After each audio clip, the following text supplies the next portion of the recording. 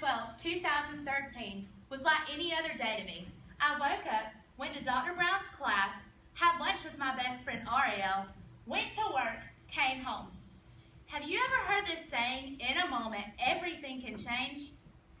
Little did I know, after I got home from work, my world was about to be turned upside down. At 6:59 p.m., I got a phone call from my mom. You remember that spot that they saw on your dad's arm? I said, yes, ma'am. She said, your dad has stage 3 melanoma cancer. What is melanoma? What am I going to do? Who's going to take me to father-daughters? Who's going to be there to cheer my brother on at his football games? Who's going to coach my softball team? What has he done so bad to deserve this disease? For those of you who don't know what melanoma is, this is melanoma. Yeah, it's just a little dot, but a little dot is deadly. 3 out of 4 people die each week from this little dot. I began to do research, and after I did all my research, I had a friend at work the next day come to me and say, hey, I wanted to let you know that I'm praying for you. My mom passed away at the age of 54, she began to tell me. That's the same age as my dad was diagnosed. Little did I know that that conversation that her and I had would lead my dad to Moffitt Cancer Center in Tampa, Florida. On Thursday, October 25th, 2013, my dad underwent his first cancer surgery. I was not able to be there with him because his wishes were for my brother and I to stay here and focus on school. It was so hard. If it wouldn't have been for my Christian group that I attend on campus and my friends to surround me with prayer, I don't know if I could have did this on my own. I was scared. That morning at 5 a.m., I woke up. I texted my dad, hey, never, never, never, never give up on fighting. As the famous coach Nick Hyder said, yes, there were many complicated nights where we would have to wake up and drain his drain tube that they put in his arm.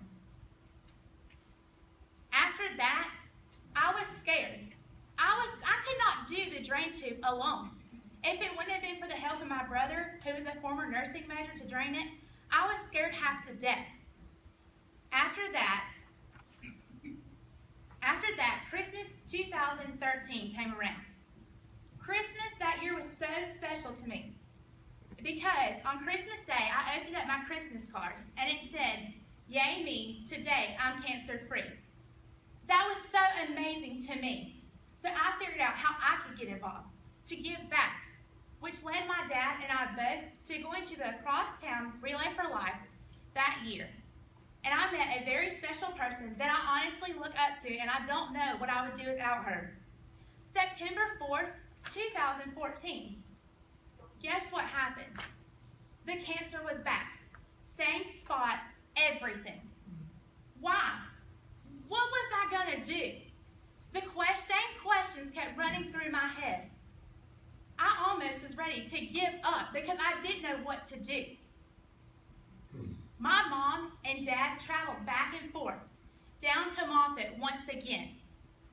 In the last stages of his last time having cancer, it scared me because realizing that people tell you, hey, spend time with your dad.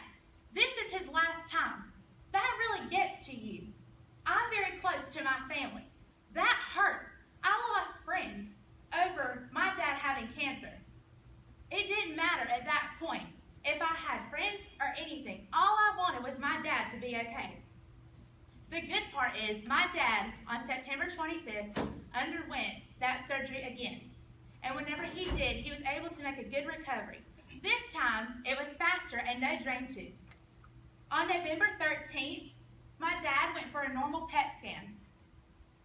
And on that day, he found out that he had one tumor the size of these 2 golf balls.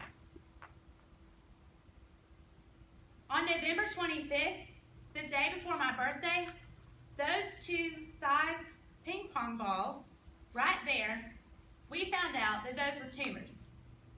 What a wonderful birthday present.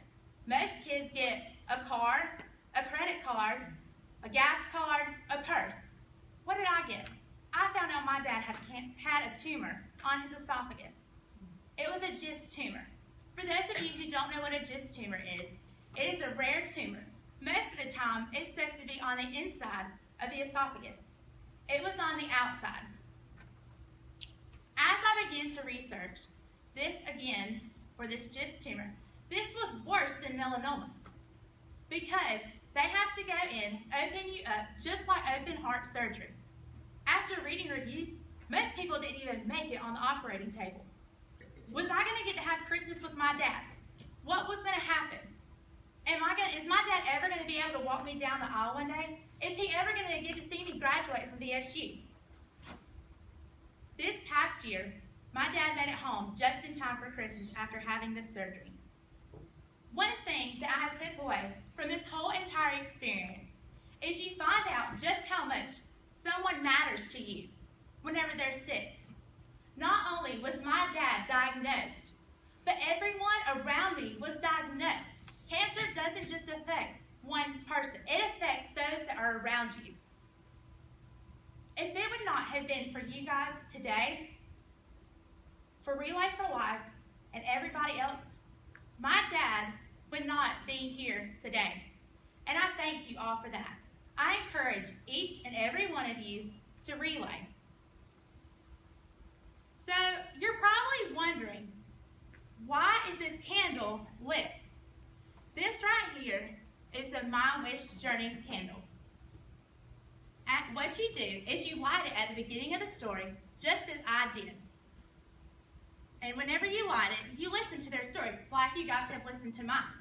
But the best part is whenever, at the end, you get to unlight your candle, and you find out that the person that had the cancer and their story is a survivor.